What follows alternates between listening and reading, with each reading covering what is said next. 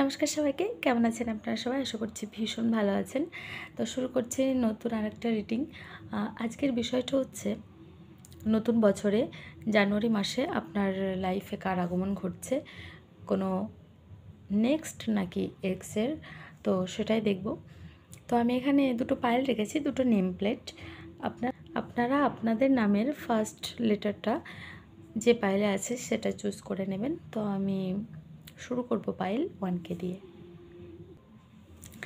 High pile 1, কেমন আছেন আপনারা সবাই? আশা করছি ভীষণ ভালো আছেন। তো যারা এই ফার্স্ট পাইলটা চুজ করেছেন, দেখবো তাদের রিডিং যে জানুয়ারি মাসে আপনার লাইফে কার আগমন ঘটছে। তো পাইল 1, সবার প্রথমে বলি, এখানে কার্ড যা এসছে সেটা বোঝাচ্ছে যে অতীত থেকে কোনো মানুষ আপনার লাইফে আসছে। এমন একজন মানুষ হতে পারে যে মানুষটা আপনাকে প্রচুর স্বপ্ন দেখিয়েছিল একসঙ্গে থাকার।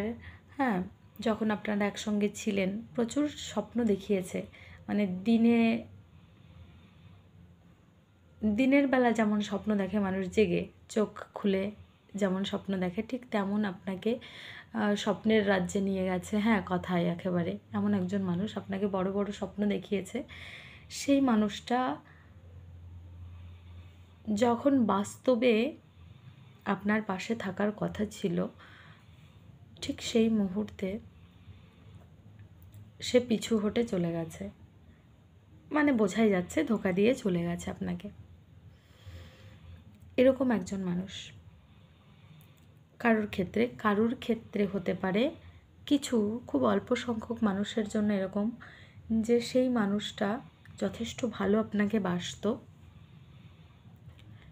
কিন্তু যখন আপনার দায়িত্ব নেওয়ার সময় এসেছিল, তার এমন একটা সিচুয়েশন ঘটেছিল যে যখন আপনার দায়িত্বটা তাকে নিতে হতো, কাঁধে নিতে হতো, সেই মুহূর্তটা সে ততটা ক্যাপেবল ছিল না যে আপনার দায়িত্বটা নেবে। কোনো দিক থেকে হতে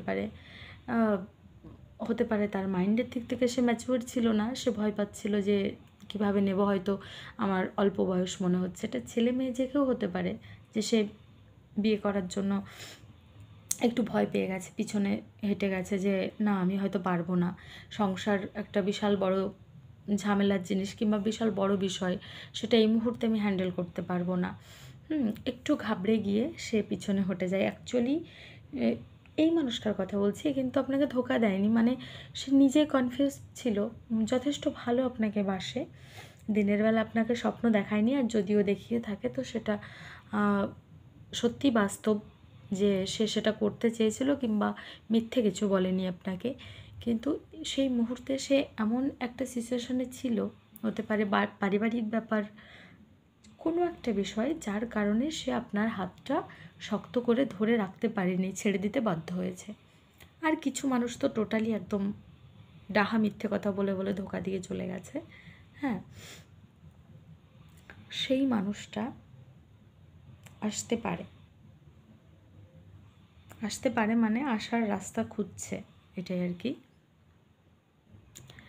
যেহেতু এখানে দুই রকম মানুষের এনার্জি আমি বললাম, তো তাদের সিচুয়েশনও দুরকম। যারা অলরেডি একেবারে ডাহা মিথ্যে কথা বলে দিনের বেলা স্বপ্ন দেখিয়ে ধোঁকা দিয়ে চলে গেছে, তাদের পরিস্থিতি এখন এরকম যে সেম সিচুয়েশন তার সঙ্গে ঘটে গেছে। যেটা সে আপনার সঙ্গে করে যাওয়ার পরেই তার লাইফে ঠিক তেমনটাই ঘটেছে। এখন বেচারা যখন আপনার সিচুয়েশনে পড়েছে না, তো তার মনে হচ্ছে যে আপনি কতটা কষ্ট পেয়েছিলেন। তার আগে কিন্তু আপনার কষ্টটা সে এতটুকু অনুভব করতে পারেনি, কিন্তু যখন সে নিজে কাদায় পড়েছে তখন বুঝছে ঘোলায় পড়ার জ্বালা। হ্যাঁ, এটা হচ্ছে বিষয়। তখন সে আপনার ব্যথাটাকে অনুভব করে আপনার প্রতি এখন একটু দরদ উঠছে আর কি। হ্যাঁ, আপনার ব্যথায় ব্যথিত যেহেতু হয়েছে, তো এখন বুঝতে পারছে যে ধোঁকা দিলে মানুষের কেমন লাগে, কতটা কষ্ট হয়। সেই জন্য অ্যাটলিস্ট আপনার সঙ্গে একটু কথা বলতে চায়, হয়তো ক্ষমা চাইবে। হ্যাঁ, আর আপনি যদি চান তাহলে সে সম্পর্কে আগেও বাড়বে, সেরকম ইচ্ছা আছে যদি আপনি চান। আপনার উপর জোর জবরদস্তি করবে না, কিন্তু প্রথমে ক্ষমা টমা চাইবে, যেহেতু তার ভেতরে একটা কিছু রিয়েলাইজ হয়েছে না, কিছু বুঝতে পেরেছে। এটা হচ্ছে একরকম সিচুয়েশন গেল। আর একটা মানুষের ব্যাপার হচ্ছে যে মানুষগুলো সত্যি এখনও মানে আগে ভালোবাসতো, কোনো রকম ধোকা দেয়নি, পরিস্থিতির শিকার হয়েছে সে, সেই মানুষটা প্রচণ্ড ভয় পাচ্ছে, ভীষণ ভয়। আর এই যে আপনাকে ছেড়ে দিতে সে বাধ্য হয়েছে, দিয়ে কিন্তু সে মোটেও ভালো নেই। মোটেও ভালো নেই, কারণ যে কারণে আপনাকে ছাড়তে হয়েছিল সেই কারণ থেকে সে এখনও বেরোতেই পারেনি। যদি সাংসারিক কোনো কারণ হয়ে থাকে তো এখনও সংসারের দায়িত্বের মধ্যেই সে আটকে আছে, কিংবা যে মানে জাস্ট আমি উদাহরণ দিচ্ছি, যে কারণে আপনাকে ছাড়তে সে বাধ্য হয়েছিল সেই কারণ এখনও তাকে আষ্টে পিষ্টে রেখেছে। এখনও সে চাইলেও আসতে পারছে না, কিন্তু চায় সে আসতে। আপনার কাছে এই যে আসতে পারছে না একটা সিচুয়েশনের কারণে আষ্টে পিষ্টে যে সেখানে আটকে আছে, কিন্তু ফোকাস আপনারই দিকে। একদম আপনি হয়তো ভাবতে পারেন যে ওই মানুষটা হয়তো আপনাকে ভুলে গেছে, হ্যাঁ, কিংবা দায়িত্বে আজকাল হয়তো খুব ব্যস্ত থাকে, দায়িত্বর চাপে হয়তো আপনার কথা মনেই নেই। কিন্তু না, হাজার কাজের মাঝেও আপনি কোথায় যাচ্ছেন, কি করছেন, কার সঙ্গে মিশছেন, কি কথা বলছেন, সমস্ত খবর কিন্তু সে রাখে। আর আমার মনে হচ্ছে এখনও আপনি সিঙ্গেলই আছেন, যেহেতু ওই মানুষটা আপনাকে দেখে রাখছে না এবং আসতে চাইছে, কোথাও একটা ভয় কাজ করছে, কিন্তু এখনও হয়তো আপনি সিঙ্গেল আছেন, কিন্তু তার ভেতরে একটা ভয় যে আপনি হয়তো বেশিক্ষণ সিঙ্গেল থাকবেন না। আর সেই জন্য সে হাজার বাধাবিঘ্ন থাকাকালীনও আসতে চাইছে। সে ভাবছে যে আমার সুযোগটা হারিয়ে ফেলবো আমি, এখনও সুযোগ আছে আমার ফিরে যাওয়ার, এখনও সুযোগ আছে। যেহেতু এখনও আপনি সিঙ্গেল আছেন তো এখনও তার সুযোগটা আছে, তো সেই জন্য সে আসার একটা চেষ্টা করছে মরিয়া হয়ে। তো পাইলন, আমি এতক্ষণ যে উদাহরণগুলো দিলাম তার থেকে হয়তো আপনি বুঝতেই পেরেছেন যে সেই মানুষটা কে। তো এটাই ছিল আমার আজকের রিডিং, যে জানুয়ারি মাসে আপনার লাইফে আশা করি যে প্রশ্নটা আমি রেখেছিলাম তার উত্তর আপনাদের কাছে চলে এসছে। তো আজকে রিডিং এখানেই শেষ করছি। যদি ভিডিওটা ভালো লাগে একটা লাইক করে দেবেন, কমেন্ট করে জানাবেন ভিডিওটা কেমন লাগলো, আর এরকম ভিডিও পেতে চ্যানেলটিকে অবশ্যই সাবস্ক্রাইব করে দেবেন। আর খুব খুব খুব খুব ভালো থাকবেন, আমার খুব ভালোবাসা নেবেন। টাটা। হাই পাল্টু, কেমন আছেন আপনারা সবাই? আশা করছি ভীষণ ভালো আছেন। তো যারা এই সেকেন্ড পাল্টা চুজ করেছেন, দেখবো তাদের রিডিং, যে জানুয়ারি মাসে আপনার লাইফে কার আগমন ঘটছে। তো পাল্টু, পাইল 1 এবং পাইল 2 দুটো পাইলেই এক্সের এনার্জি এসছে। এটা তো এসছে এমন একজন মানুষ, যে মানুষটা ভয় পেয়ে পালিয়ে গেছিল, কারণ ওই মানুষটা সিদ্ধান্তহীনতায় ভুগত, মানে একটু বাচ্চা সুলভ নেচার। মানে এমন একজন মানুষ কঠিন পরিস্থিতি কেন, ছোট ছোট বিষয়েও সে সিদ্ধান্ত নিতে পারে না। হ্যাঁ, কিছু করতে গেলে হয়তো অন্য কারোর হেল্প নেয়, বন্ধু বান্ধবের হেল্প চায় যে কি করব, আর বড় ব্যাপার হলে তো প্রচণ্ডই ঘাবড়ে যায়। তো সেই জন্যে বিয়েটা তো একটা বড় ব্যাপার, কমিটমেন্ট তো একটা বড় ব্যাপার, তো সেই কমিটমেন্টটা সে দিতে পারেনি আপনাকে। প্রতিশ্রুতিটা তার তরফ থেকে আসেনি, কারণ সে দেওয়ার মতো হিম্মতই তার ছিল না, তো সে পালিয়ে গেছিল।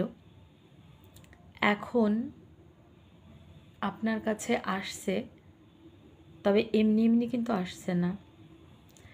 7 ঘাটের জল খেয়ে এখন তার মনে হচ্ছে, মানে এই যে 7 ঘাটের জল খেয়েছে না, উপযুক্ত শিক্ষা পেয়েছে এই 7 ঘাটের জল খেতে খেতে। মানে এই যে সিদ্ধান্তহীনতায় ভোগা, অ্যাকচুয়ালি সিদ্ধান্তহীনতায় ভুগতো ঠিকই, কিন্তু তার সবথেকে বড় প্রবলেম এটাই ছিল, সে নিজের দোষটাকে কখনো স্বীকার করতো না। সবসময় হয়তো আপনাকেই দোষী ইন্ডিকেট করতো যে আপনিই দোষী, এবং ছেড়ে যাওয়ার সময় হয়তো আপনাকেই দোষ দিয়ে চলে গেছে যে তোমার জন্য চলে যাচ্ছে, আমার তো যাওয়ার ইচ্ছে নেই, তুমি বোকার মতো কাজ করেছো, তুমি বোকার মতো ব্যবহার করছো, তাই আমাকে বাধ্য হয়ে তোমাকে ছেড়ে দিতে হচ্ছে। এইভাবে হয়তো আপনারই ঘাড়ে দোষ চাপিয়ে দিয়ে সে যাওয়ার সময় চলে গেছে। হ্যাঁ, তো এখন তার ব্যাপারটা হয়েছে কি, এই আপনাকে ছেড়ে যাওয়ার পর যে সাতঘাটের জলটা খেয়েছে, সেখান থেকে নাকানি চুবানি খেয়ে সে নিজের ভুলটাকে বুঝতে শিখেছে। প্রচণ্ড ইগো ছিল তার ভেতরে যে আমি কখনো ভুল করতেই পারি না, আমার আমার কখনো ভুল হয় না, আমি খুব বুদ্ধিমান। আর এই যে আমি খুব বুদ্ধিমান কিংবা আমি খুব বুদ্ধিমতী, এই মেন্টালিটি একটা মানুষের মধ্যে তখনই আসে যখন সব থেকে বোকা, যে মানুষটা সব থেকে বোকা এই পৃথিবীতে, সেই মানুষটাই মনে করে যে আমি সব থেকে বেশি বুদ্ধিমান কি বুদ্ধিমতী। তো এরকম একটা ইগো নিয়ে ওই মানুষটা ঘুরতো যে আমার থেকে বুদ্ধিমান কিংবা বুদ্ধিমতী আর কেউ নেই, আর সবাই বোকা, আমি যেটা বলি সেটাই সঠিক। তো এই যে বিষয়টা, জাস্ট এই একটা কথা যে আমি যেটা বলি সেটাই সঠিক কিংবা আমি সব থেকে বুদ্ধিমান, এই কথাটা তার লাইফে এখন রং। এই সাতঘাটের নাকানি চুবানি খেয়ে সে এখন বুঝতে শিখেছে না, সে মোটেও বুদ্ধিমান নয় এবং সেও ভুল করে, সেও মানুষ, সেও ভুল করে এবং প্রচুর ভুল করে। এই জিনিসটা তার ভেতরে এখন এসছে। বলতে পারেন এই শিক্ষাটা সে পেয়েছে, এবং এই শিক্ষাটা পাওয়াতে তার ভেতরে এই অনুভূতিটাও হয়েছে, এই রিয়েলাইজটা এসছে যে তার উচিত শিক্ষা হয়েছে। হ্যাঁ, উচিত একটা শিক্ষা হয়েছে তার, সেই জন্যে সে এখন আপনার কাছে আসতে চাইছে, কিন্তু কোনো অ্যাকশন কার্ড এখানে নেই। মনে মনে ইচ্ছা আছে আসবে, যেহেতু একটা ভেতরে কিছু ক্লিয়ার হয়ে গেছে না, কিন্তু তার অবস্থা এখন এই যে এটা, হ্যাঁ দেখছেন হ্যাংম্যান ঝুলে আছে, পরিস্থিতি এমন অবস্থায় আছে, পরিস্থিতি বলতে সে যে ঘেটে রেখে গেছে না, সে যখন আপনাকে ছেড়ে গেছে, দেখুন ছেড়ে যাওয়া মানেই কিন্তু রিলেশন শেষ হয়ে যাওয়া না। কত সম্পর্ক সামনাসামনি বোঝাপড়া করে একদম সুন্দরভাবে কথাবার্তার মাধ্যমে কিন্তু সম্পর্কটাকে সমাপ্ত করে, তারপরেও রাস্তায় দেখা হলে কথা কেমন আছো ভালো আছো এটুকু কিন্তু বলাই যায়, কারণ সেই মিষ্টতার সেখানে থেকে যায়, কারণ ঝগড়া অশান্তির মাধ্যমে সম্পর্কটা শেষ হয় না। কিন্তু এই মানুষটা কী করে গেছে চালাকি খাটিয়ে, কারণ আপনাকে ছেড়ে যাওয়ার কোনো অপশন তার কাছে ছিল না। হ্যাঁ, আপনি কোনো রকম অপশনই রাখেননি তাকে ছেড়ে যাওয়ার জন্য, আপনি কখনো কোনো এমন কিছু করেননি ভুল যে সে ছেড়ে যাবে, ছেড়ে দিতে পারবে, কিন্তু সে ছেড়ে দেওয়ার জন্য কী করেছে, মিথ্যে মিথ্যে একটা দোষ বের করে আপনার ঘাড়ে চাপিয়েছে। তো জিনিসটা ঘেটে গেল না, সেটা আপনি নিজেও জানলেন যে দোষটা আমি করিনি, সে মিথ্যে আমাকে বদনাম দিচ্ছে। এই যে মিথ্যে বদনাম দিয়ে জায়গাটাকে ঘেটে রেখে গেছে, সেইটা ঠিক করবে কে? সেইটা তো ঠিক করার পরিস্থিতি নেই, সেই জায়গাটা এখন এই হ্যাংম্যানের পরিস্থিতিতে এই অবস্থাতে আছে আপনার আর তার মাঝে। সে যদি সম্পর্কটাকে ক্লিয়ারভাবে শেষ করতো, হয়তো যাই হোক সম্পর্কটা শুরু না হলেও একটা বন্ধুত্বের ভাব থাকতো, কথাবার্তা বলতে পারতো টুকটাক, হ্যাঁ কেমন আছো ভালো আছো, কিন্তু এই অপশনটাও সে আর রাখেনি। কেমন আছো ভালো আছো এটাও সে এখন আর বলতে পারবে না, এইটা সে বুঝতে পারছে এখন যে আমি তো জায়গাটাকে এমনভাবে নষ্ট করে রেখে গেছি, সেটা আর তৈরি করতে পারবো না। কিন্তু যদি আপনি জায়গাটা দেন, তাহলে হয়তো সে এইবার হয়তো আগে যে ভুলটা করেছে সেটা আর করবে না। কারণ অনেক কিছু বুঝে গেছে, এবং আপনার মতো কাউকে যে সে পাবে না এটাও বুঝে গেছে। ওই সাতঘাট যখন ঘুরে এসছে না, তখন বুঝে গেছে যে আপনি একমাত্র এমন মানুষ ছিলেন যা এই সাতঘাটে ঘুরেও কাউকে পায়নি, সে এমন মানুষ, সেই জন্য আপনার প্রতি একটু আকর্ষণটা বেশি আছে। কিন্তু আবারও বলি, কোনো অ্যাকশান কার্ড নেই, এই জন্য তার ভেতরে একটা ভয় কাজ করছে, এই জন্য কোনো অ্যাকশান নেই।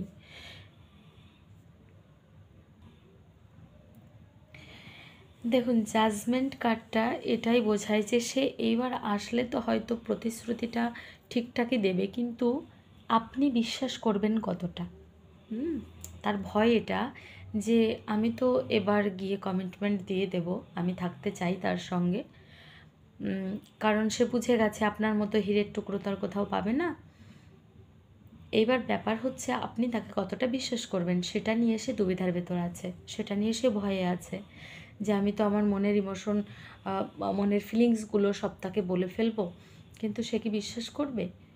হ্যাঁ, এইবার সেটাও একটা লজ্জার বিষয় যে যখন আমি আমার ফিলিংসগুলো বলে ফেলবো তার কাছে, তো সেখানে একটু,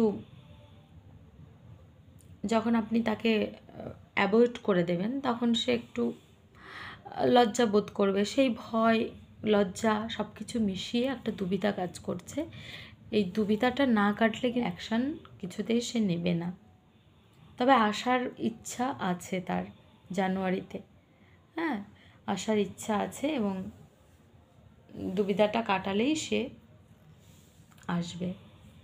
হতে পারে জানুয়ারির লাস্টে এটা হতে পারে। তো পাইল 2, এটাই ছিল আমার আজকের রিডিং। যদি রিডিংটা ভালো লাগে একটা লাইক করে দেবেন, কমেন্ট করে জানাবেন ভিডিওটা কেমন লাগলো। আর এরকম ভিডিও পেতে চ্যানেলটিকে অবশ্যই সাবস্ক্রাইব করে দেবেন। আর খুব খুব খুব ভালো থাকবেন, আমার খুব ভালোবাসা নেবেন। Happy new year.